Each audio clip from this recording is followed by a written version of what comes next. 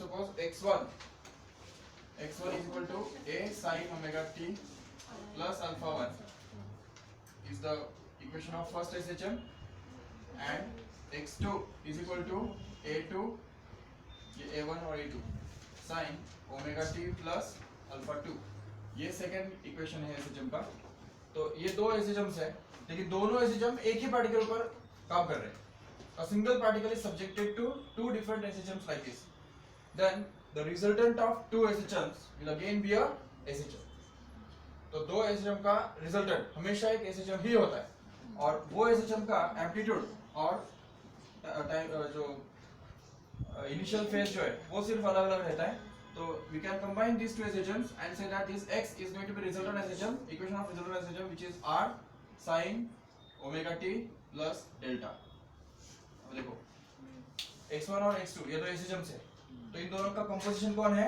X है, जिसका amplitude R है और जिसका इनिशियल फेज डेल्टा है, और R निकाला जाता है इस फॉर्मूला से root of a1 square plus a2 square plus 2a1 a2 cos alpha 1 minus alpha 2, और फिर डेल्टा निकाला जाता है इस तरह से tan inverse of a1 sin alpha 1 plus a2 sin alpha 2 divided by a1 cos alpha 1 plus a2 cos alpha 2, ऊपर पर साइन साइन नीचे cos cos, ठीक है ना। a1 a2 तो सब a1 a2 अल्फा और अल्फा 2 वो तो सब साथ साथ में ही है, ठीक है ना। तो ये पूरा बनता है हमारा डेल्टा का फॉर्मूला। तो ये दो फॉर्मूले यूज करके हम r और डेल्टा निकाल सकते हैं आराम से, और ये हमको मिलता कैसे है वो भी हमको याद रखना है ठीक से, क्यों? क्योंकि वो टेक्निक भी कभी कभी यूज करना पड़ता है। देखो क्या किया हमने इसमें, अगर मान लो x1 इज इक्वल टू ये a1 sin omega t plus alpha 1 बोला है, और x2 is equal to a2 sin omega t plus alpha 2 बोला है, तो when these two SHMs will combine, the resultant SHM or resultant motion of the particle will be given by x equal to x1 plus x2, resultant displacement will be x1 plus x2। अभी इसमें x is equal to x1 कितना है, ये a1 sin omega t plus alpha 1 plus a2 sin omega t plus alpha 2। अभी इन दोनों को अगर कुछ कंबाइन करेंगे by using the expansion formula for sin a plus b, याद है हमको sin a प्लस b को क्या होता है sin a cos b plus cos a sin b, तो उसको अगर खोल लेंगे तो वो बनेगा sin of omega t cos alpha 1 plus cos of omega t into sin alpha 1, और दूसरा a2 के साथ में आ जाएगा sin of omega t, sorry हाँ sin omega t into cos alpha 2 plus cos omega t into sin alpha 1 alpha 2, right. तो ये बनता है। अभी इसको अगर खोल देंगे तो sin ओमेगा t वाली टर्म से इकट्ठा और cos ओमेगा t वाली टर्म से इकट्ठा कर दो, तो sin ओमेगा t के साथ में क्या मिलता है हमको, ये bracket a1 cos alpha 1 plus a2 cos alpha 2 plus दूसरा cos ओमेगा t के साथ में कौन सा ब्रैकेट मिलता है, देखो a1 sin alpha 1 plus a2 sin alpha 2। तो देखो अभी इसके बाद हमको क्या करना होता है, देखो इससे कि जैसे तुमने डेरिवेटिव में या इंटीग्रेशन के अंदर कई बार ऐसा किया होगा कि जब उनको ऐसा एक्सप्रेशन आता है कि मान लो कि y is equal to suppose 4 into sin x plus 3 into cos x, और इसको हमको पूरा या तो साइन या तो cos के फॉर्म में एक्सप्रेस करना होता है। तो हम क्या करते हैं, इसको हम 4 और 3 इन दोनों को हम एक राइट एंगल ट्रायंगल के साइड्स बना देते हैं। तो ये अगर सपोज ये एंगल को अगर हमने बोल दिया अल्फा या डेल्टा, ठीक है, तो डेल्टा का सामने वाला साइड कौन सा है, ये सामने वाला साइड 3 लेते हैं, cos के साथ जो होता है उसको थोड़ा सामने वाला साइड लेने का, तो ये 3 बन गया, और ये जो दूसरा है 4 उसको एडजेसेंट साइड ले लेंगे, तो हाइपोटेन्यूज ऑटोमेटिकली क्या बनेगा 5 पाइथागोरस ट्रिपलेट की वजह से। लेकिन वो एक्चुअली क्या मिलता है हमको, root of 3 square plus 4 square, मतलब ही 5, ठीक है। तो अभी इसको अगर हमने 5 से डिवाइड मल्टीप्लाई किया तो क्या होगा उससे, तो ये बनेगा 5 into 4/5 sin omega sin x plus 3/5 cos x। 5 से मल्टीप्लाई डिवाइड क्यों किया, क्योंकि 4/5 can become cos of delta and 3/5 will become sin of delta, बराबर है ना। ये ट्रायंगल के अंदर अगर sin डेल्टा और cos डेल्टा के अगर कंडीशंस यूज करो तो sin डेल्टा क्या बनता है 3/5, जो कि यहाँ पे रिप्लेस कर सकते हैं, और ये जो है 4/5 क्या बनता है cos डेल्टा बनता है, जो इसको यहाँ पे रिप्लेस कर सकते हैं। तो 5 as it is outside and here it becomes cos delta into sin x plus sin delta into cos x। अब ये फिर से sin a plus b का फॉर्मूला बन गया, जिसको हम लिख सकते हैं 5 times of sin of a plus b मतलब x plus डेल्टा। तो देखो y को हमने एज अ सिंपल sin के फॉर्म में एक्सप्रेस कर दिया, तो यही बात हमको करनी है इधर भी। लेकिन यहाँ पे फर्क क्या है ना, ये देखो x इक्वल टू हमको मिला है दो टर्म्स का सम, जिसमें एक टर्म में sin ओमेगा t है और उसके साथ में ये पूरा चक है, right, plus cos omega t है और उसके साथ ये पूरा चक है। Isn't it same as this one? sin x plays the role of sin omega t, but उसके साथ में ये जो 4 जो दिख रहा है ना, ये 4 कौन है, ये पूरा ब्रैकेट मतलब 4 है, वो इमेजिन करो। और फिर ये जो दूसरा ब्रैकेट है वो कौन है, 3 है।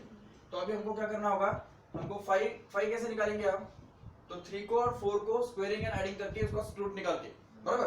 तो इसीलिए क्या करते हैं कि ये दोनों जो नंबर्स हैं इसको हम क्या करते हैं r cos डेल्टा रख देते हैं, r cos डेल्टा, और ये जो पूरा है इसको हम r sin डेल्टा रख देंगे। क्यों, क्योंकि इसको अगर हमने एडजेसेंट साइड बना दिया, एडजेसेंट साइड, और इसको अगर अपोजिट साइड बना दिया, ठीक है, तो ये एडजेसेंट साइड अपॉन हाइपोटेन्यूज क्या बनेगा, cos डेल्टा बनेगा।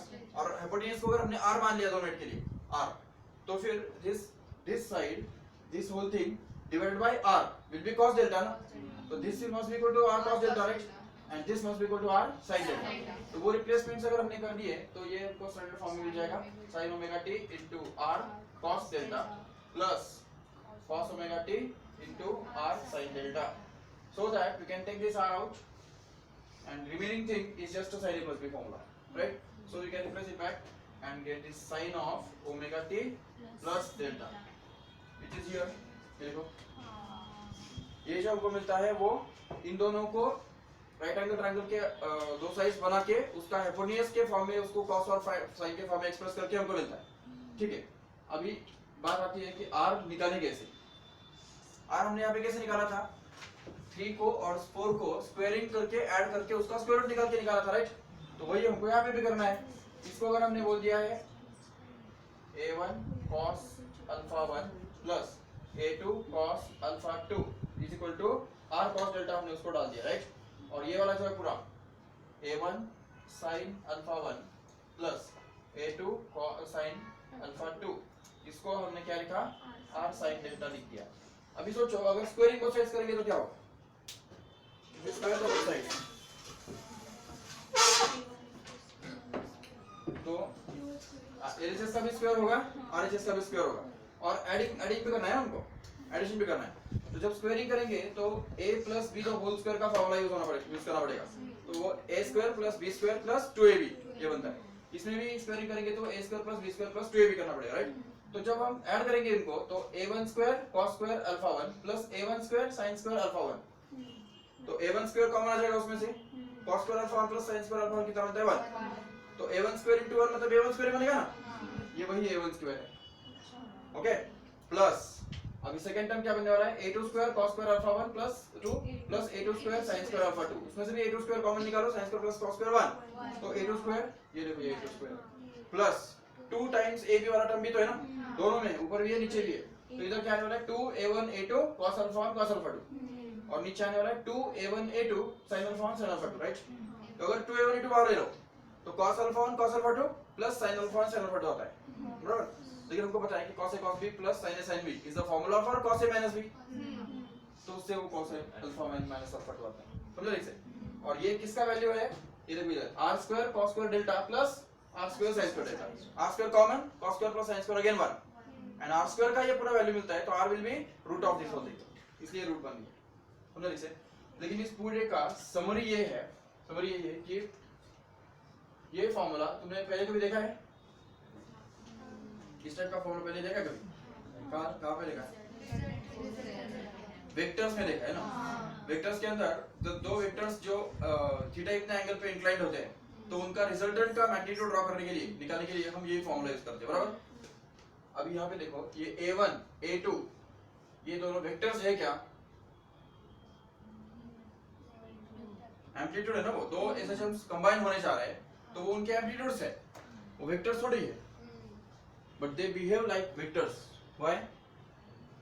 Because SHM can be seen as a projection of UCM on the diameter. ये हमने already prove किया था last time, याद है? SHM can be viewed as a projection of UCM on any diameter. इसका मतलब क्या होता है?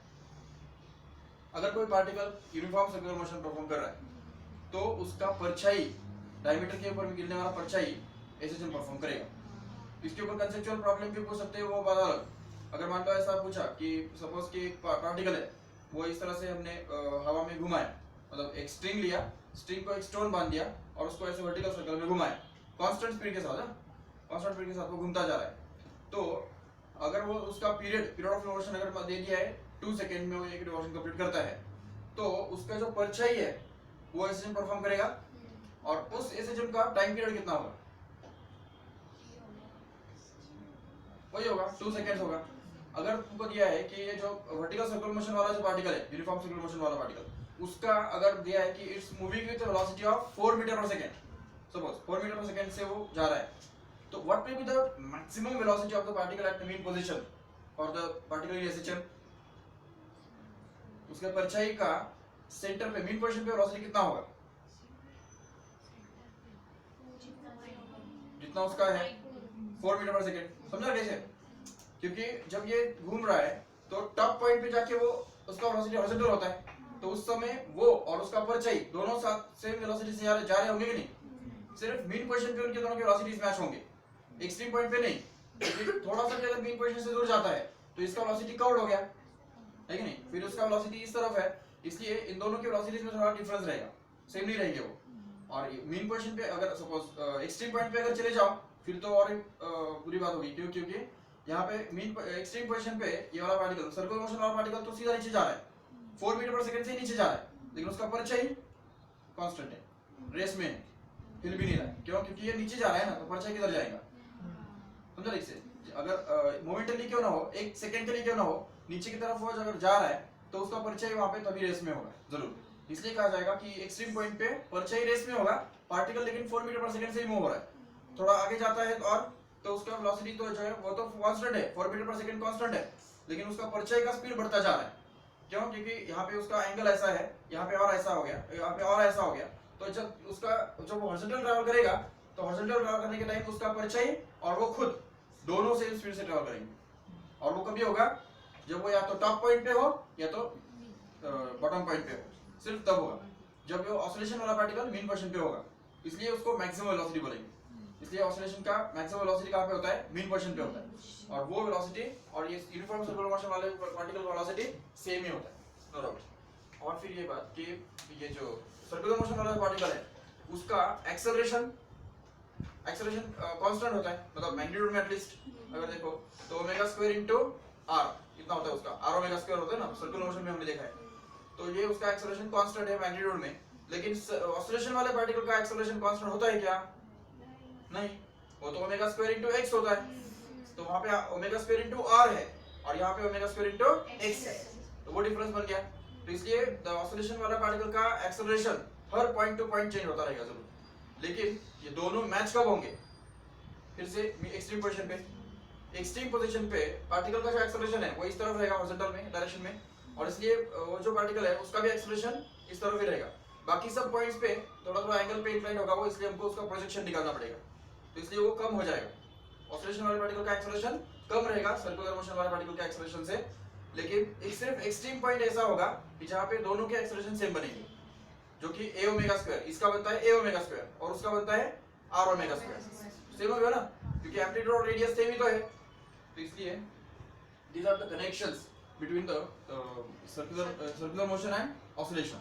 तो इसके ऊपर और इवन अब ये देखो, अगर ये परछाई के बारे में जो मैंने बोला तो वो सन के हिसाब से उसका परछाई है ना. अगर ऊपर सन है तो उसका परछाई नीचे गिरेगा, इसलिए वो हॉरिजॉन्टल सर्कुलर मोशन परफॉर्म करेगा.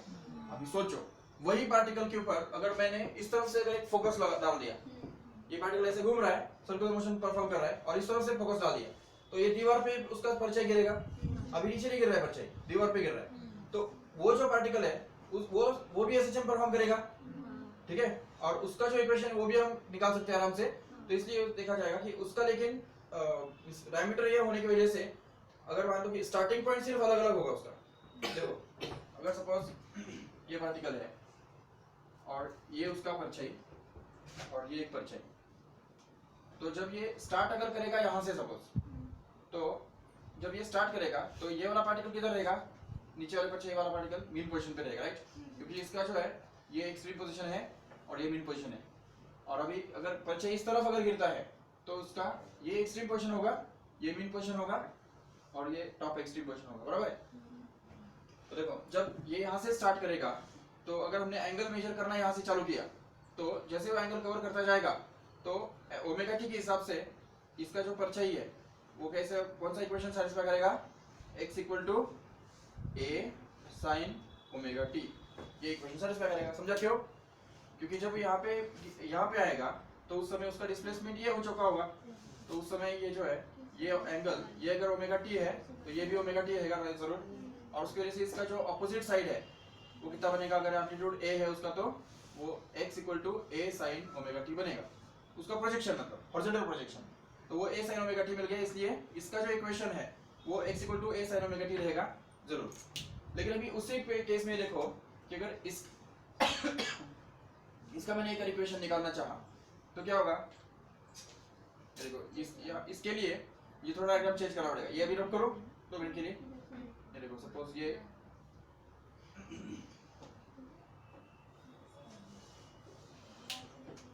अब ये एंगल तो ओमेगा टी है नो डाउट, लेकिन अभी ये डिस्टेंस मतलब यहाँ से सपोज यहाँ पे वो चला जाता है तो ये हो गया उसका डिस्टेंस, ये हमको मेजर करना है। तो उसके लिए ये ओमेगा टी होने से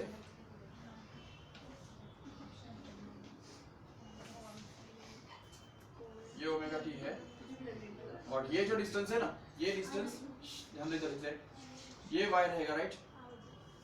तो ये y अगर ये इस y के साथ सेम है और ये अगर a है तो y और a में क्या रिलेशनशिप रहेगा बताओ भाई, cos omega t will be equal to y upon a, क्योंकि y जैसा साइड है ना अभी, तो इसलिए बनेगा cos omega t equal to y upon a, मतलब y is equal to a cos omega t. समझा कैसे? तो इसलिए ये जो पार्टिकल है उसका इक्वेशन कैसा रहेगा, y equal to a cos omega t ऐसा रहेगा। क्यों? क्योंकि ये पार्टिकल ने एक्सट्रीम पॉइंट से स्टार्ट किया है, ऐसा बोल सकते हैं ना, क्योंकि इसका मीन पोजीशन यहाँ पे है और स्टार्टिंग में वो यहाँ पे है और ये उसका एक्सट्रीम पोजीशन है, इसलिए यहाँ से स्टार्ट करेगा, आगे इस तरह से ऑसिलेट करेगा और ये वाला जो है वो यहाँ से स्टार्ट कर रहा है, इसलिए वो मीन पोजीशन से स्टार्ट कर रहा है करके उसका equation x equal to a sin omega t के बराबर रहेगा। तो ये दोनों इक्वेशंस, दोनों जो पार्टिकल्स है वो एसएचएम तो सैटिस्फाई कर रहे हैं, एसएचएम सैटिस्फाई कर रहे हैं, लेकिन एक जो है वो स्टार्टिंग पॉइंट अलग है उसका और दूसरे का स्टार्टिंग पॉइंट अलग है, इसलिए एक को हमने x equal to a cos omega t बोल दिया और दूसरे को x equal to a sin omega t बोल दिया, y equal to a sin omega t बोल दिया। y क्यों? क्योंकि वो y एक्सिस के अलोंग है इसलिए। चलो ठीक है, तो ये समझ में आया ठीक से। That means every SHM can B viewed as a projection of UCM। मतलब अगर एक वेक्टर रोटेट होता है तो उस वेक्टर का जो परछाई है वो हमेशा SHM परफॉर्म करता है। That means the SHM equation of SHM can be obtained by projecting a rotating vector on the diameter। Suppose एक ये सर्कल है, ये x एक्सिस y एक्सिस और एक वेक्टर है जिसका a इतना एम्पलीट्यूड है, मतलब a इसका लेंथ है, ठीक है। अभी देखो ये वेक्टर जब यहाँ पे होगा तो उस समय उसका प्रोजेक्शन वाला वेक्टर कहाँ पे होगा, ये होगा जरूर, और जब ये वेक्टर रोटेट होगा अगर उसका इस वेक्टर का एंगुलर वेलोसिटी अगर ओमेगा है तो इस एंगुलर वेलोसिटी के साथ वो इस तरफ से रोटेट होता जा रहा है तो t टाइम के अंदर वो ओमेगा t इतना एंगल कवर करेगा और उसकी वजह से उसका जो प्रोजेक्शन है उसका इक्वेशन क्या बनेगा, x equal to a cos omega t ऐसा बनेगा। और अगर इस तरफ हमने उसका प्रोजेक्शन लिया तो क्या होगा वो, तो देखो ये बन गया x equal to a cos omega t और इस तरफ का जो प्रोजेक्शन उसका है वो क्या बन गया, y is equal to a sin omega t। समझा क्यों? क्योंकि ये जो साइड है ये तो उसका वर्टिकल प्रोजेक्शन है ना, तो इसलिए एक ही टाइम पे एक कोई भी वेक्टर जो है उसका हॉरिजॉन्टल प्रोजेक्शन और वर्टिकल प्रोजेक्शन दोनों ऑसिलेशंस परफॉर्म करते हैं, ठीक है। ये जो प्रोजेक्शन है वो ऐसा ऑसिलेशन परफॉर्म करेगा और दूसरा जो प्रोजेक्शन है उसका ये ऐसा ऑसिलेशन परफॉर्म करेगा। लेकिन ये जो प्रोजेक्शन है वो जबकि वो यहाँ से स्टार्ट कर रहा है तो मतलब वो मीन पोजीशन से स्टार्ट करेगा, और ये वाला जो पोजीशन है प्रोजेक्शन है हॉरिजॉन्टल वाला तो वो स्टार्टिंग में ही वो एक्सट्रीम पॉइंट पे था, it starts from extreme point and that's why its motion will be, equation of motion will be x equal to a cos omega t because it starts from extreme position। तो ये दोनों के equations बनेंगे तो इसका लेकिन दोनों perform तो क्या कर रहे हैं, SHM परफॉर्म कर रहे हैं दोनों, तो इसलिए SHM can be viewed as a projection of a rotating vector which is in UCM, ठीक है ना। तो अभी सोचो अगर हमारे पास दो पार्टिकल्स है, सोचो दो पार्टिकल्स है, एक जो है इसका एम्पलीट्यूड A1 है, मतलब अब देखो ये जो x1 equal to A1 sin omega t plus alpha 1 है, इसको हम क्या बोल सकते हैं, it's a projection of a rotating vector whose magnitude is A1 and whose initial angle is alpha 1, बोल सकते हैं ऐसा। तो इनिशियल एंगल ही उसका अल्फा 1 है, इसलिए ये अल्फा 1 बन गया। और अभी दूसरा जो है x2, it can be viewed as a projection of another rotating vector whose initial angle is alpha 2 itself, तो इसलिए उसका इनिशियल एंगल जो है वो अल्फा 2 रहेगा। ये सपोज दूसरा रोटेटिंग वेक्टर है A2 जिसका मैग्नीट्यूड है और उसका इनिशियल एंगल ही अल्फा 2 है। अभी सोचो ये दोनों रोटेटिंग वेक्टर्स, अभी एक देखो ओमेगा और ओमेगा, यहाँ पे ओमेगा तो सेम ही है ना दोनों का, ओमेगा डिफरेंट नहीं है। ओमेगा सेम का मतलब क्या है, पीरियड भी सेम है, पीरियड सेम होने की वजह से ये दोनों वेक्टर्स साथ साथ रोटेट होंगे, उनके बीच में रिलेटिव मोशन नहीं होने वाला। मतलब अगर सपोज ये ऐसा है, ये दोनों रोटेटिंग वेक्टर्स ऐसे है, तो they will rotate like this without changing the angle between them, उनके बीच में का एंगल कभी चेंज नहीं होगा, relative separation angular separation will be constant, तो इसलिए ये दोनों वेक्टर्स चेंज होंगे। लेकिन अभी ये जो वाला जो वेक्टर है उसका इस तरफ अगर y एक्सिस पे अगर प्रोजेक्शन हम ले लेंगे, ठीक है, और इस वेक्टर का जो y एक्सिस पे जो प्रोजेक्शन है वो ले लेंगे, तो ये जो है ये ऑसिलेशन परफॉर्म करेगा और ये वाला जो है वो भी ऑसिलेशन परफॉर्म करेगा। लेकिन अभी इन दोनों के रिजल्टेंट का जो वेक्टर है, मतलब रिजल्टेंट का जो SHM है वो कैसे हम निकालेंगे, तो उसके लिए हमको ये करना पड़ेगा कि ये दोनों वेक्टर्स का रिजल्टेंट ड्रॉ करना पड़ेगा। Let us try to draw the resultant of this two vectors. So उसके लिए पैराग्राम बनाना पड़ेगा, पैराग्राम बनाना पड़ेगा।